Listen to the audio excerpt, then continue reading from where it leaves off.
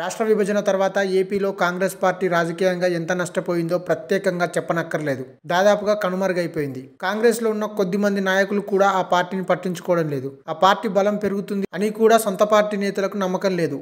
ఇలాంటి పరిస్థితుల్లో Congress party APCC అధ్యక్ష బాధ్యతలను షర్మిలకు అప్పగించింది. మరో 2 నెలల్లో జరిగే అసెంబ్లీ ఎన్నికలను లక్ష్యంగా కాంగ్రెస్ పార్టీ వ్యూహాలు సిద్ధం చేసుకుంటుంది. అసెంబ్లీ ఎన్నికలతో పాటే లోక్సభ ఎన్నికలు కూడా జరగనున్నాయి. ఈ ఎన్నికల్లో ఎంతో కొంత మెరుగైన ఓట్లను రాబట్టుకోవాలని భావిస్తుంది. ఈ ఎన్నికల్లో తక్కువగా ఓట్లను దక్కించుకోవాలనే కాంగ్రెస్ పార్టీ భావిస్తుంది. 2014 నుండి రాష్ట్రంలో కాంగ్రెస్ ఉనికి లేకుండా పోయింది. దీంతో రాష్ట్రంలో కాంగ్రెస్ పార్టీకి పూర్వ వైభవం తెచ్చేందుకు అధినాయకత్వం వ్యూహాలు రచించింది. ఇప్పటికే తెలుగుదేశం, జనసేనలు కూటమిగా పోటీ చేయాలని నిర్ణయం తీసుకున్నాయి. వైఎస్ జగన్ సారథ్యంలోని వైఎస్ఆర్సీపీ పార్టీ ఒంటరిగా పోటీ చేయనుంది. ఇక కాంగ్రెస్ పార్టీ ఒంటరిగానే పోటీ చేస్తుందా, లేక ఇండియా కూటమిలోని పార్టీలతో కలిసి పోటీ చేస్తుందా, లేక టీడీపీ జనసేన కూటమికి స్నేహాస్తం అందిస్తుందా అనే విషయంలో స్పష్టత లేదు. మరోవైపు బీజేపీ కూడా తెలుగుదేశం, జనసేన కూటమిలో చేరుతుందా, ఒంటరిగా బరిలోకి దిగుతుందా అనేది క్లారిటీ రావాల్సి ఉంది. కేంద్రంలో యూపీఏ ప్రభుత్వం ఉన్న సమయంలో రాష్ట్ర విభజన చేశారు. ఆ సమయంలో రాష్ట్రానికి కేంద్రం హామీలు ఇచ్చింది. కానీ హామీలు అమలు కాలేదు. వాటినే హైలైట్ చేస్తూ తాము వస్తే అమలు చేస్తామని హామీ ఇస్తూ కాంగ్రెస్ పార్టీ ఎన్నికల్లో ప్రచారం చేయబోతుంది.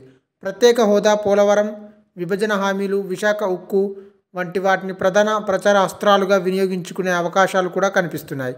రాష్ట్రానికి ప్రత్యేక హోదా ఇస్తామని కాంగ్రెస్ గతంలో హామీ ఇచ్చింది. ఎన్నికల్లో అన్ని పార్టీలకు కాంగ్రెస్ అంశం ఓట్ల అస్త్రంగా మారింది. హోదాపై ప్రధాన పార్టీలు విమర్శలు చేసుకుంటున్నాయి. హోదాకు సమానమైన ప్యాకేజీని ఆనాడు చంద్రబాబు సర్కార్ తీసుకోవడంపై విమర్శలు వెల్లువెత్తాయి. ఇక రాష్ట్రంలో ప్రత్యేక హోదా విషయాన్ని కాంగ్రెస్ పార్టీ మరొకసారి లేవనెత్తే ఛాన్స్ లేకపోలేదు. టీడీపీ, వైసీపీ, బీజేపీలు ప్రత్యేక హోదా విషయంలో ఏం చేశాయి, తాము వస్తే ఏం చేయనున్నామో కాంగ్రెస్ పార్టీ ప్రజలకు వివరించే అవకాశం ఉంది. రాష్ట్ర విభజన విషయంలో కాంగ్రెస్ పార్టీపై పలు ఆరోపణలు వచ్చాయి. వాటిపై కూడా కాంగ్రెస్ పార్టీ ఈ ఎన్నికల్లో స్పందించే ఛాన్స్ ఉంది. రాష్ట్ర విభజన సమయంలో ఏ పార్టీ ఎలాంటి వైఖరి అవలంబించిందో కాంగ్రెస్ పార్టీ నేతలు ప్రచారం చేసే అవకాశం ఉంది.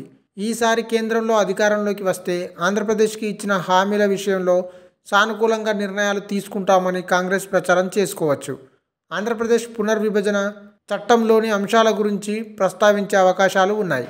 ఈ వీడియో మీకు నచ్చినట్టయితే లైక్ చేయండి, షేర్ చేయండి, కామెంట్ చేయండి, సబ్స్క్రైబ్ చేయండి.